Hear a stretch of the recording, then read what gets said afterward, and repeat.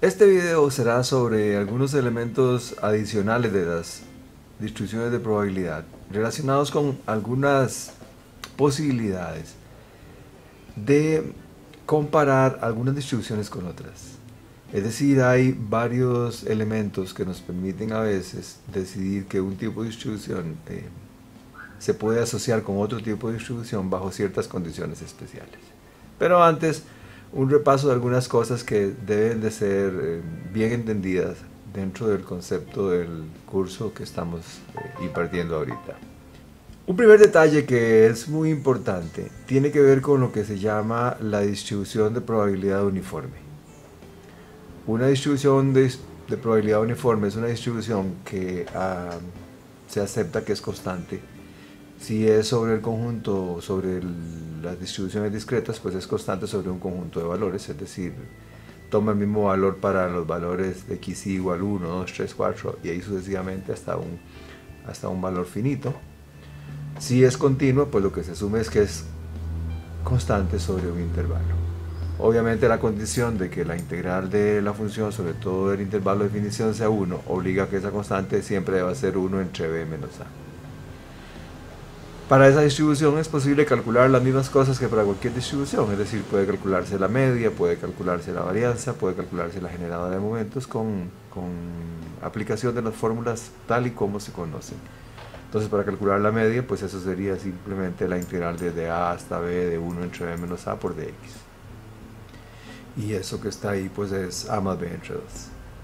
Y para calcular la varianza, podría ser igual, la integral desde a hasta b de x menos a más b entre 2 al cuadrado por 1 entre b menos a, que es la distribución de probabilidad. Y con un poco de cálculos eso nos lleva al valor de b menos a la 2 entre 3. De igual manera, la función generadora de momentos pues es igual a la integral desde a hasta b de 1 entre b, de b menos a, 1 entre b menos a, perdón, por e a la menos t por x de x. Y esa integral es inmediata aplicando la integral de la función exponencial y la función, el teorema fundamental del cálculo, nos lleva a que eso es e a la t por b menos e a la t por a entre b menos a. Este cálculo mejor lo revisan. ¿Okay? Estos cálculos también se hacen en discretas y nos llevan a cosas un poco parecidas que se pueden trabajar o los pueden trabajar ustedes en sus casas como práctica. Otra observación importante que a veces el estudiante tiende a confundir y que es importante aclararle es la diferencia entre lo que es una distribución acumulada y una distribución. Nosotros usamos esos conceptos, algunos libros usan otros conceptos, es importante que tengan en cuenta esto. En el contexto nuestro, una distribución de probabilidad pues es una función del conjunto de los si estamos en continuos, pues del conjunto de los reales en sí mismo, que cumple ciertas condiciones.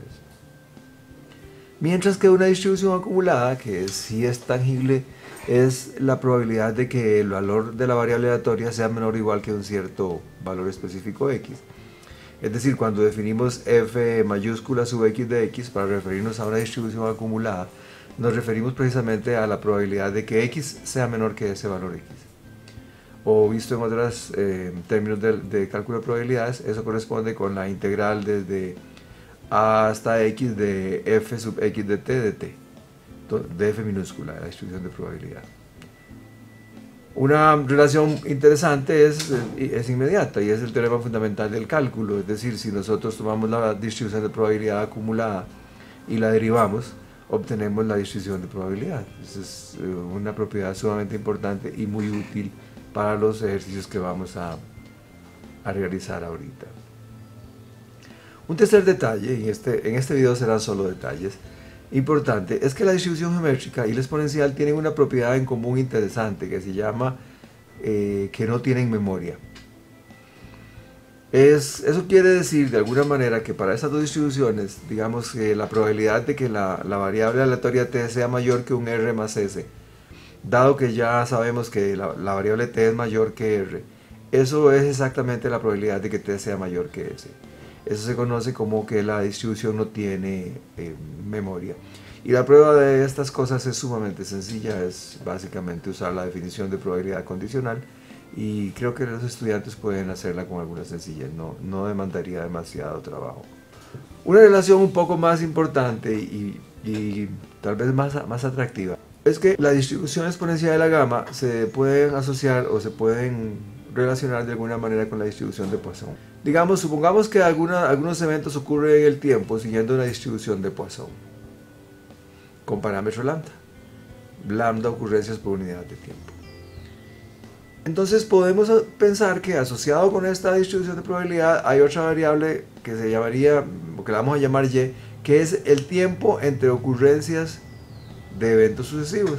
Entonces nos podría interesar, digamos, pensar en qué tipo de distribución sigue esa variable aleatoria t. Si tenemos una variable aleatoria Poisson, ocurrencia de un evento, vamos a pensar en la variable aleatoria que es el tiempo que transcurre entre ocurrencias de eventos. Digamos que ese tiempo es t. Obviamente esa es una variable continua y el total de ocurrencias, digamos, si volvemos a la variable x, que es la Poisson, el total de ocurrencias en un intervalo t, pues es lambda por t, de acuerdo a las propiedades de la Poisson. Ahora, ¿cómo calcularíamos f mayúscula sub t de t? Es decir, la probabilidad de que t sea menor o igual que t. Pues eso que está ahí sería igual a 1 menos la probabilidad de que t sea más grande que t. Y para que t sea más grande que t, lo que debe pasar es que en ese intervalo no ocurra ningún evento. O sea que eso es 1 menos la probabilidad de que x sea igual a 0. Y eso es 1 menos lambda a la 0 y a la menos lambda t sobre 0 factorial. O bien 1 menos e a la menos lambda t. Y claro, si derivamos esta distribución, si esta distribución acumulada, obtendríamos la distribución de probabilidad. Y bueno, pues es un cálculo muy sencillo, se deriva y se obtiene que f sub t de t es lambda e a la menos lambda t, que es precisamente una exponencial. Es decir, que si conocemos el promedio de ocurrencias de un evento aleatorio x, que es Poisson de parámetro lambda, entonces el tiempo entre ocurrencias sucesivas del evento es exponencial con parámetro lambda también. Por ejemplo, suponga que en promedio de la central de llamadas de emergencia entraran 2 llamadas por minuto. Determinar la probabilidad de que en el tiempo entre 2 llamadas consecutivas sea superior a 45 segundos. En este caso, pues lo que tenemos es claramente un contexto del caso anterior. Es decir, conocemos la cantidad de ocurrencias en un intervalo de tiempo, pero nos interesa el tiempo entre ocurrencias. Y dado que ese tiempo sigue una distribución, que el tiempo debería seguir una distribución exponencial con promedio de 2 llamadas por minuto, pues entonces la probabilidad de que x sea menor que 45 segundos es la probabilidad de que sea menor que t cuartos, y eso es 1 menos e a la menos 3 medios, aplicando las fórmulas que ya conocemos para distribuciones exponenciales. En la misma línea se puede hacer una generalización bastante práctica, y es que suponga que igual que un evento A ocurre en un proceso que es de Poisson con parámetro lambda, en alguna unidad de tiempo, y nos interesa como variable aleatoria el tiempo que transcurre hasta que ocurran k ocurrencias del evento. Vean que simplemente es una extensión natural del caso anterior. Antes nos interesaba una, ahora nos interesa pensar en k ocurrencias de ese evento. Nuevamente esa variable t es una variable aleatoria continua, y el total de ocurrencias del evento en el intervalo t es Poisson con parámetro lambda t, igual que antes. Ahora, la distribución acumulada para esta variable aleatoria nueva sería f sub t de t, que es la probabilidad de que t sea menor o igual que t, igual que antes, y esto es 1 de la probabilidad de que t sea mayor que t.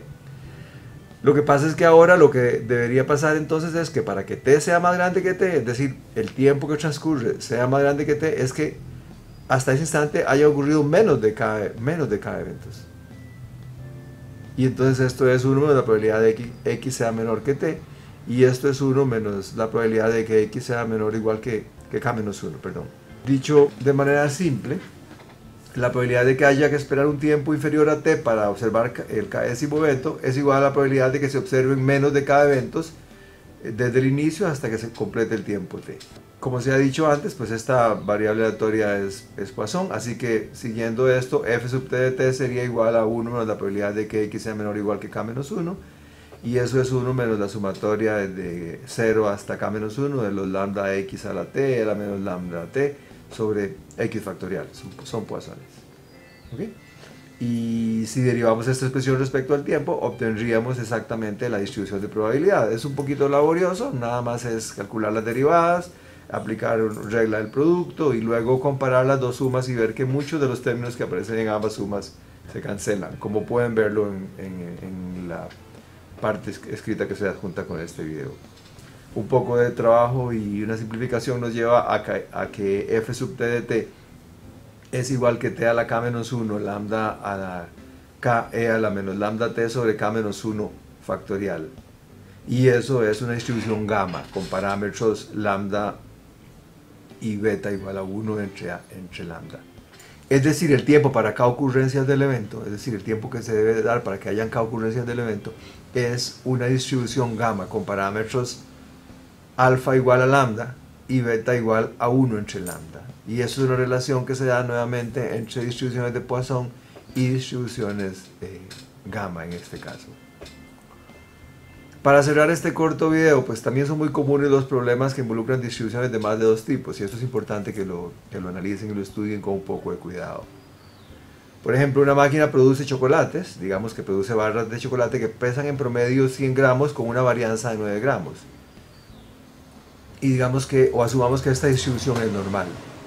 Entonces aparecen algunas preguntas que podrían ser interesantes de meditar. Por ejemplo, se empacan cajas con 100 de estos chocolates, determinar la distribución de probabilidad para el total de barras en la caja cuyo peso sobrepasa los 102 gramos. Entonces ese es un problema que representa una combinación de dos distribuciones, una normal para calcular la probabilidad de que pese más de 102 gramos y una binomial para calcular el total de cajas o la distribución de probabilidad de cajas que pesen en una muestra de 100 que pesen más de 102 gramos. Y eso sería, digamos, una combinación entre una normal y una binomial. Y así por el estilo se pueden hacer muchas más. Por ejemplo, se establece que las barras deben de pesar entre 99 y 102 gramos. Al contrario, se consideran inapropiadas. Un control de calidad consiste en revisar las barras que salen hasta obtener la primera barra inapropiada. Determine la probabilidad de que ese control llegue a revisar más de 25 barras. Pues esto es una combinación entre una distribución de probabilidad normal y una geométrica. O por ejemplo, este es un caso más de combinación de normales consigo mismas. Si una caja contiene 100 barras, determine la probabilidad de que el peso promedio de las barras en la caja sea inferior a 99 gramos. Aquí no es una combinación, simplemente es el hecho de darnos cuenta que una suma de normales es normal y un promedio de normales es normal. Y entonces aplicamos eso para resolver el problema. Un poco aquí la reflexión es que hay que estar muy atentos a las reacciones de los problemas para ver qué nos están preguntando y tratar de no obviar detalles que pueden resultar de interés para resolver un problema. Muy bien, nos vemos pronto.